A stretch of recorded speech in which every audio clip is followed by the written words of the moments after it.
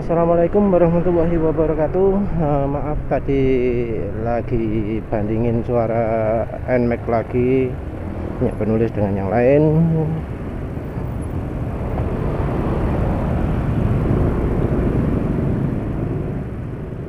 Jadi kali ini penulis ingin membahas soal mesin crossplane Rossi setelah mesinnya mogok di balapan European GP ya, di Valencia barusan. Di mana barusan? Ya pokoknya balapan barusan tanggal 8 Oktober 2011. Ya, jadi Rossi itu saking kecewanya terhadap Yamaha, ia mengeluarkan semua unek-uneknya. Yang jelek-jeleknya Yamaha diomongin semua, termasuk soal mesin Yamaha yang menurut penulis secara implisit mengatakan mesin crossplane itu sudah kadaluarsa, sudah jelek, sudah nggak unggul lagi, sudah ketinggalan zaman dan seterusnya. Jadi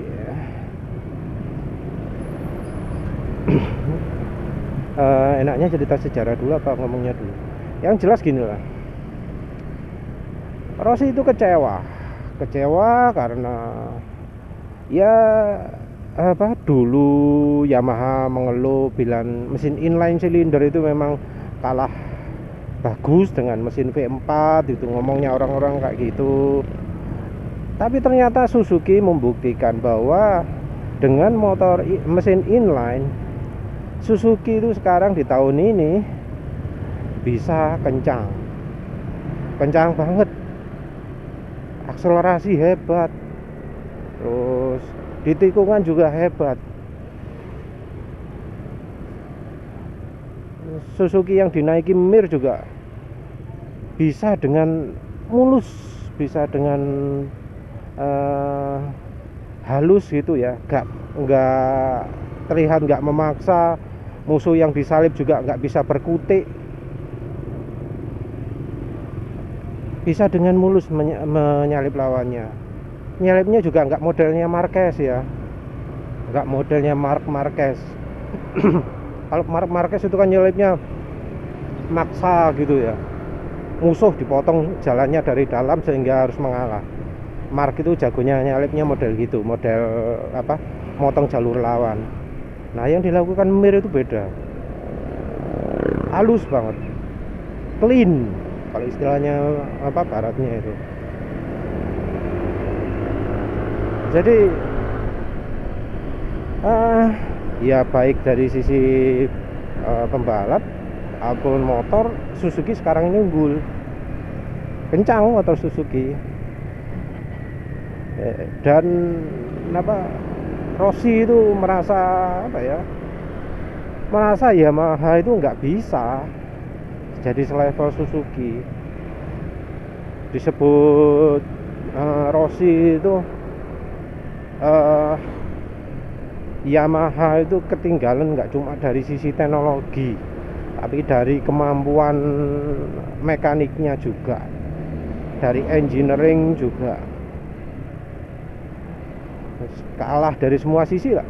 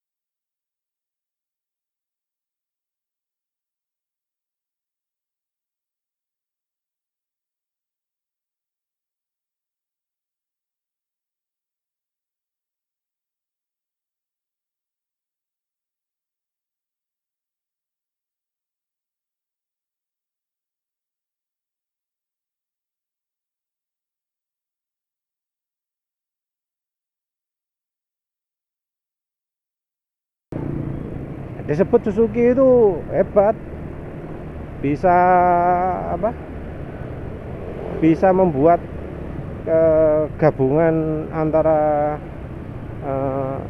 teknologi Jepang dan Eropa ya. Hebat, nggak kayak Yamaha disebut ya. Yamaha kan masih terlalu Jepang sentris sih istilahnya ya.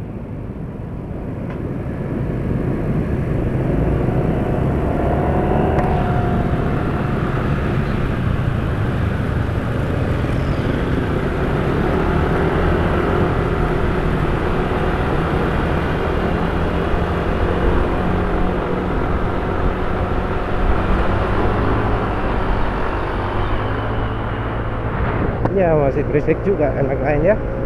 Sudah nemu 3 emek lebih berisik semua. Terus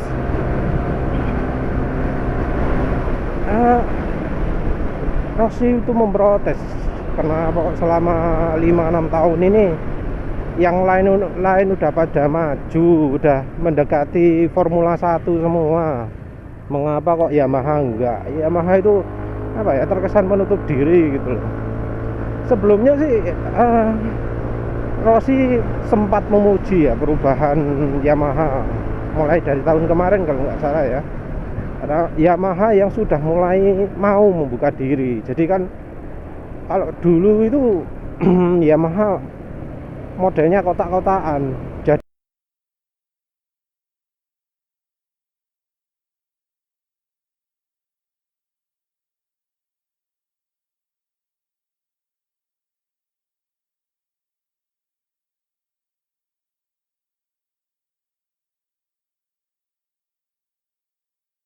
Jadi yang bagian ini tertutup, yang bagian ini tertutup, nggak saling berkomunikasi dengan yang lain. Tapi saingan, karena saingan saling merahasiaan, jadi saling menutup diri.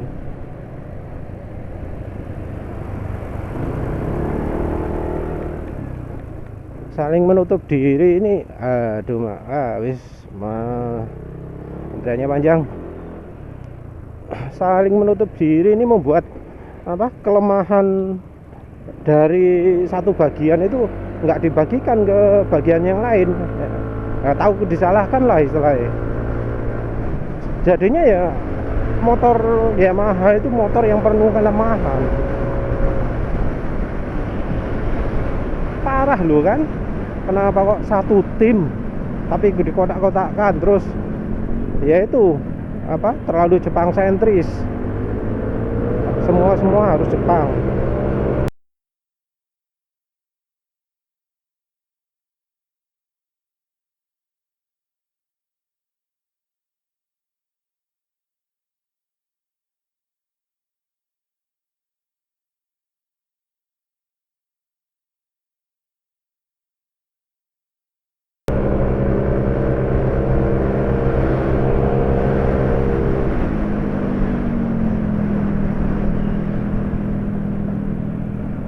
Ada motor kencang, coba bisa lihat, malu-maluin enggak.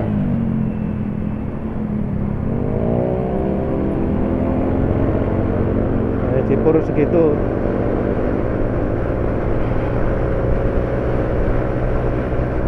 Nah, di tahun lalu Yamaha mengadakan perubahan. Jadi mereka sudah apa, nggak terlalu Jepang sentris, mau terima ahli dari luar Jepang. Jadi kan saat itu Yamaha itu mengalami kelemahan ya, terutama di bagian elektronik.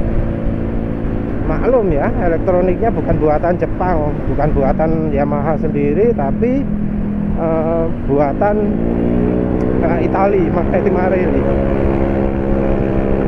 Ini loh yang buat penulis menyarankan untuk nggak beli knalpot racing.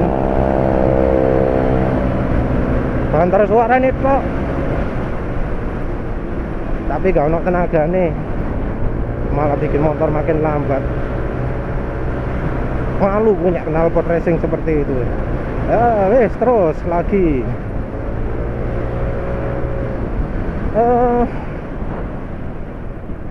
Ketidakmauan Yamaha untuk pakai ahli luar membuat yaitu motor Yamaha itu lambat.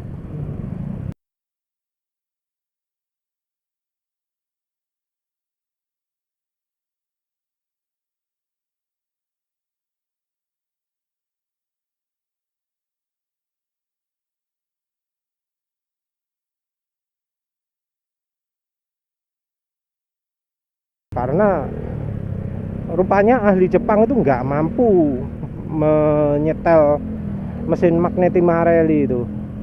Mesin Magneti Marelli itu memang terkenal mesin yang jelek lah, kuno, makanya sulit disetel. Harus butuh ahli yang bisa ngakali. Nah ini yang bikin sulit. Ahli Magneti Marelli itu sangat jarang, sangat jarang. Namanya juga ECU nggak laris ya, jarang yang punya.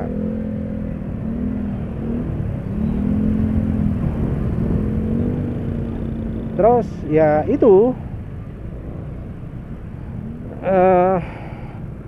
akhirnya di akhir 2019 atau awal ya, lupa penulis, Yamaha tengah-tengah mungkin, Yamaha itu memutuskan untuk membuka diri,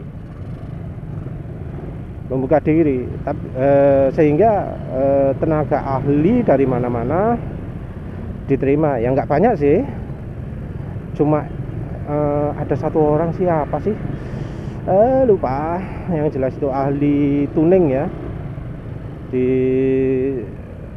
kontrak Yamaha, kerja di Roma, Italia kalau nggak salah. Terus akhirnya dengan ahli itu Yamaha bisa sedikit memperbaiki kelemahannya. Kelemahannya tahu apa? Power delivery.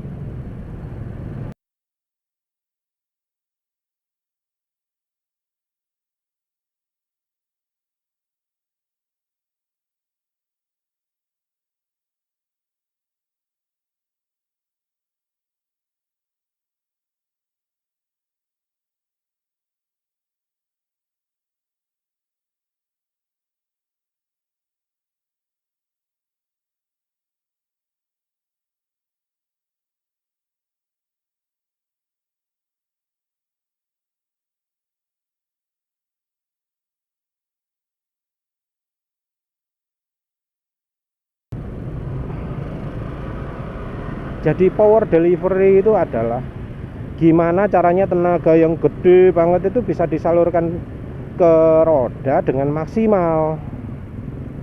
Maksudnya maksimal gimana? Maksudnya adalah tenaga bisa disalurkan ke ban itu pas dengan grip yang dipunyai ban.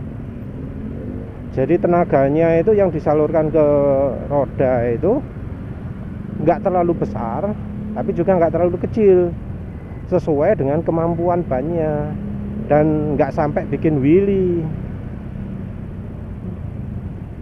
Jadi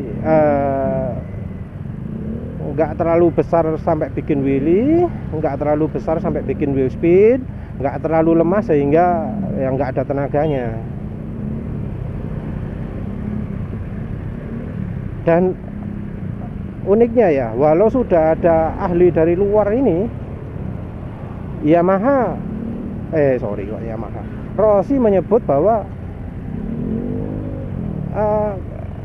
yang ada sekarang ini, mesin Yamaha sekarang ini justru kalah sip dengan tim-tim yang lain. Jadi kan Rossi itu dulu ngomong keunggulan dari Yamaha itu dulu itu unggulnya di bagian mesin, tapi sekarang enggak. Jadi Yamaha itu dulu itu menang di mesin yang halus, tapi sekarang justru tim-tim yang lain yang mesinnya bisa lebih halus, power delivery-nya itu. Ironi, sangat ironi. Kenapa? Dulu zamannya Rossi masih jaya-jayanya itu, Rossi kan disuruh milih dari 3 mesin beda konfigurasi. Dan 3 mesin yang beda konfigurasi ini, dari 3 mesin yang beda konfigurasi ini, Rossi nyoba semua, dan akhirnya diputuskan bahwa ia akan pakai mesin crossplane, mesin yang sampai sekarang itu masih sangat terkenal di Yamaha. Wis di mana-mana ngomongnya crossplane, masih disebut sampai sekarang crossplane itu.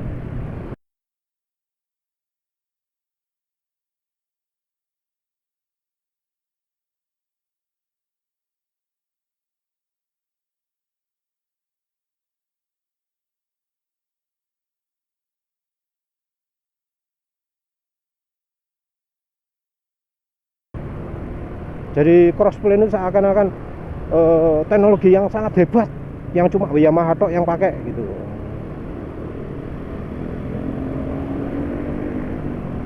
Nah, saat itu Rossi pilih mesin crossplane itu karena paling halus, paling bagus power delivery-nya, paling semut, paling hebat lah dalam power delivery.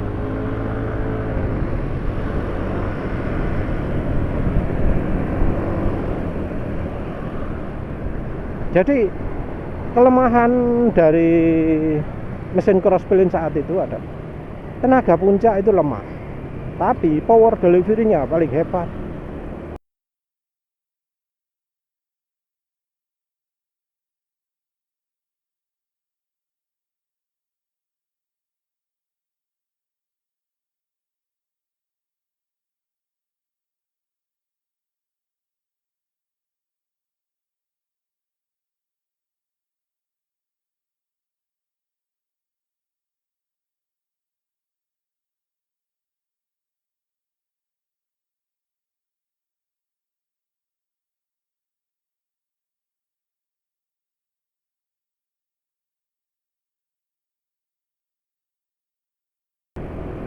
Jadi dari 3 mesin itu Rossi ngomong memang mereka pilih yang paling lambat, tapi secara lap time itu yang paling cepat.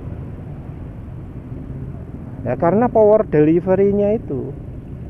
Jadi top speed-nya, powernya itu paling rendah, tapi power delivery-nya paling bagus. Nah, ironinya sekarang Rossi yang dulu saat masih jaya-jayanya itu ngomong mesin crossplane itu paling bagus untuk Yamaha, ngomong power delivery-nya mesin Yamaha sekarang kalah dengan yang lain.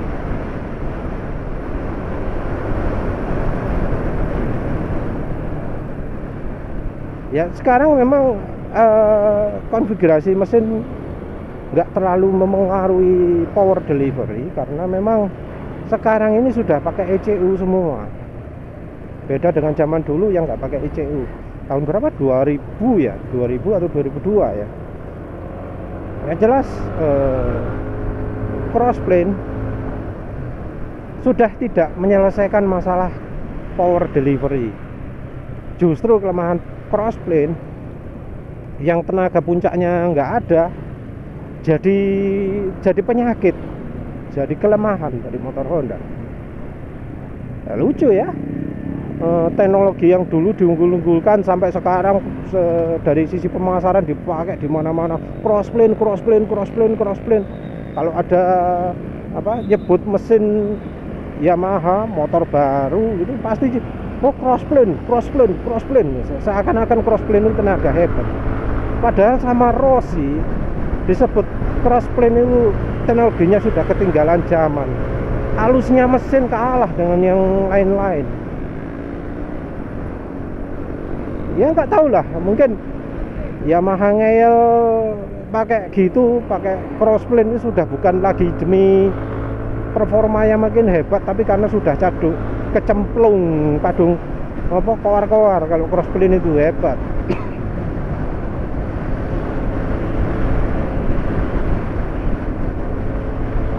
Ya Rossi ngomongnya gitu. Jadi dia ngomong Yamaha itu sekarang ketinggalan banget. Di balapan itu katanya kalau kencang mudah rusak, kalau pelan itu mesinnya lebih tahan, lebih reliable, lebih awet. Nah, tapi ternyata Yamaha enggak. Mesinnya lambat, tapi rusakan. Mesinnya gampang rusak.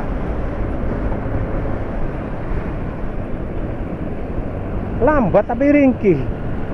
Ya katanya ya enggak sesuai dengan asasnya mesin balap. Jadi mesin balap itu biasanya kalau kencang lebih mudah rusak. Tapi ini enggak. Lambat tapi tetap mudah rusak. Rossi minta Yamaha itu mikir. Ya Rossi itu memang kecewa betul kan. Beberapa kali ya crash di awal-awal lagi. Nah sekarang iya itu nggak bisa balapan karena masalah yang sepele. Tentu sangat kecewa banget kan ya.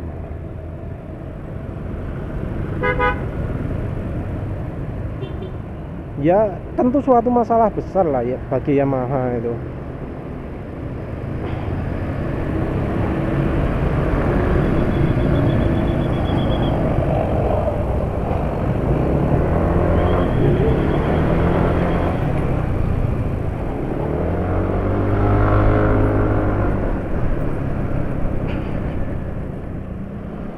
Ya sayangnya nggak ada, belum ada ya komentar dari Lin Jarvis atau Yamaha sendiri. Apa ya, Takeo Yokoyama apa? Kok Takeo? Salah, siapa? Lupa. Siapa sih tenaga ahli Jepangnya itu? Yang jelas Yamaha kan barusan juga mengalami kasus ganti valve sehingga kena penalti. Poin kemenangan pabrikan dikurangi 50. Yang keluarga Marquez, si Alex Marquez dan Marc Marquez itu ngomong harusnya kalau mekaniknya curang, pembalapnya itu dianulir juga kemenangan.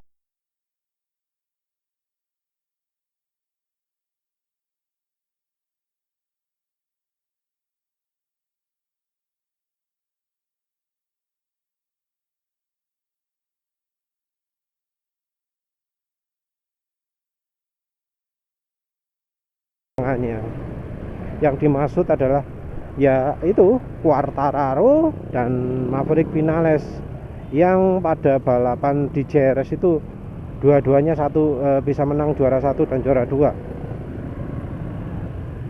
Jadi keluarga Marquez, si Alex dan si Mark ini nggak terima Quartararo dan Vinales menang. Iya, kalau Marknya sih sakit hati bener kan, soalnya dia crash waktu hampir menang. Jadi waktu berhasil mengejar dari belakang sampai depan itu kan dipuji-puji banget. Ya mungkin nggak sadar ya saat itu tenaga mesin Honda itu luar biasa begitu pas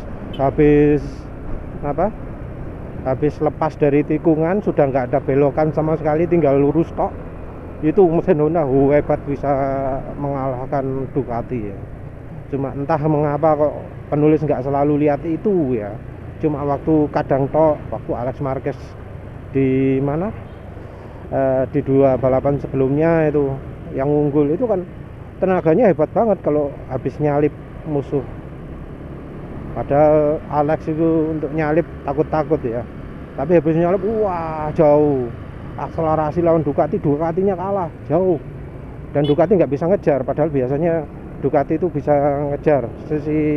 Dovi ya. Dovi itu bisa ngejar. Biasanya waktu adu pengereman. Mestinya kan Honda itu lemah di pengereman sekarang. Tapi ya nggak bisa ngejar. Hebat toh. Hebat mungkin dalam tanda kutip ya, karena menangnya menang adu performa mesin yang entah mengapa kok nggak begitukan terus Yamaha Honda itu kok cuma kadang-kadang. Karena waktu Marc Marquez itu kencang, si Alex Marqueznya enggak. Aneh.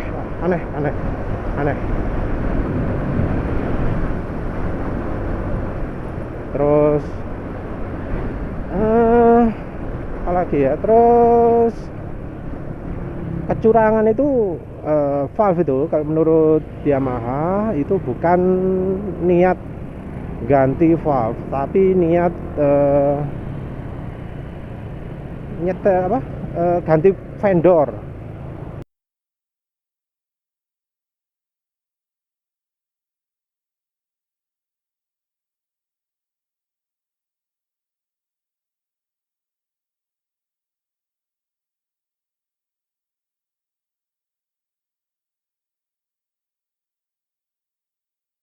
Jadi saat itu vendor langganan itu bilang nggak akan produksi lagi. Yamaha pun ganti vendor. Jadi Yamaha itu ngakunya dari sisi dimensi itu sama persis, bentuk luarnya sama persis, nggak beda sama sekali, ukurannya sama. Tapi di balapan membuktikan bahwa yang baru ini lebih ringkih. Ini yang bikin curiga. Dicurigai bahannya beda, pakai bahan yang lebih ringan tapi lebih ringkih.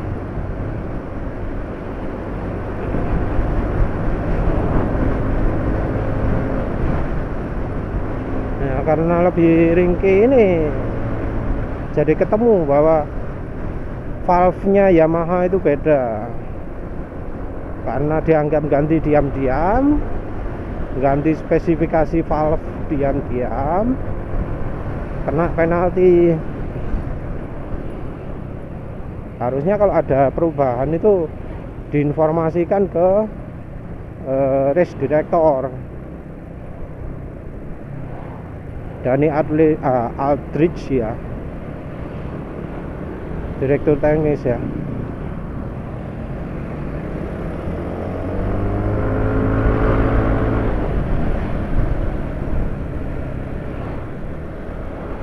Ya wes, akhirnya Yamaha mengakui hal itu.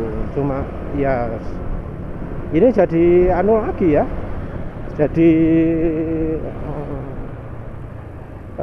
pertanyaan lagi ya, kenapa kok barang ringkih dimasukkan mesin ya. Jadi rasanya memang benar bahwa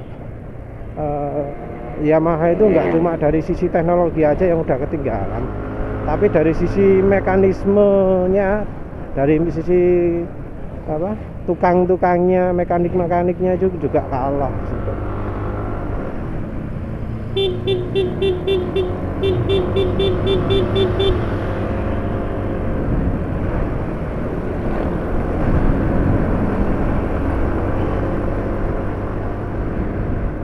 Ya akhirnya lah ya kejadian lah kayak gini tadi. Di tahun ini kerusakan mesin itu jadi penghalang Yamaha untuk menang. Jadi mesinnya nggak reliable, itu yang dikeluhkan sama pembalap. Ya sebelumnya juga problem soal rem lah. Kalau itu salahnya Brembo ya.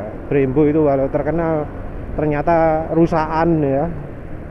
Masa tuas rem aja sampai nggak konsisten.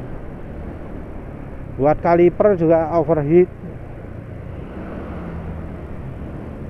Dan ternyata Brembo sendiri nggak bisa jamin nggak overheat lagi ya.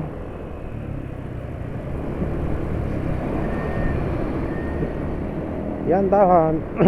Yang jelas Brembo itu bukan merek yang top nomor 1, bukan, tapi merek yang terkenal. Ya ke masalah-masalah yang dialami Yamaha di tahun ini semuanya bermula dari reliabilitas mesinnya nggak awet. Tapi ya mesin nggak awet juga lambat. Nah itulah yang bikin pembalapnya getun itu lah. Padahal kalau Quartararo itu punya peluang besar sebenarnya untuk menang.